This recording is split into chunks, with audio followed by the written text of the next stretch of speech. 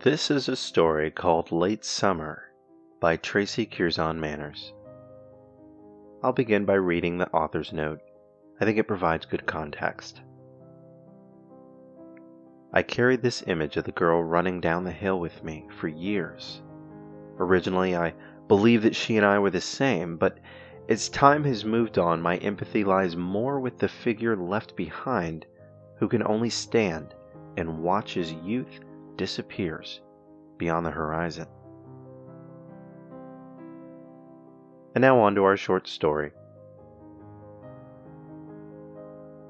The child played with her mother all afternoon in the woods. They chased each other into patches of dappled sunlight and twirled around and around until their skirts took flight. Above them, the southern wind rippled through the trees, urging them to lean toward one another and whisper their long-kept secrets. Later, as the light began to change, they collapsed beneath the leafy canopy, laughing and rolling in the newly fallen carpet. There wasn't much time left. The mother knew this, but refused to submit until the very last moment. Laying there, she touched her own face and felt her youth disappear in the blink of an eye. By her side, her daughter had become a woman in just one short afternoon.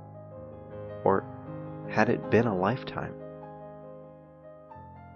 Eventually, they pulled each other up, dusted themselves down, and strolled hand in hand to the edge of the wood.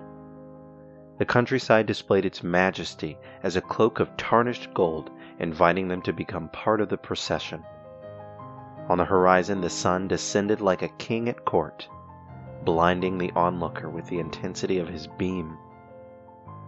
In the distance, water shimmering with diamonds flowed toward another life.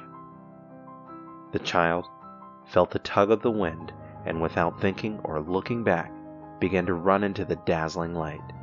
Faster and faster she ran, leaping over hills and rivers with the lightest touch of her feet. Her hair streamed in the wind, and the sun bowed down to her daring spirit.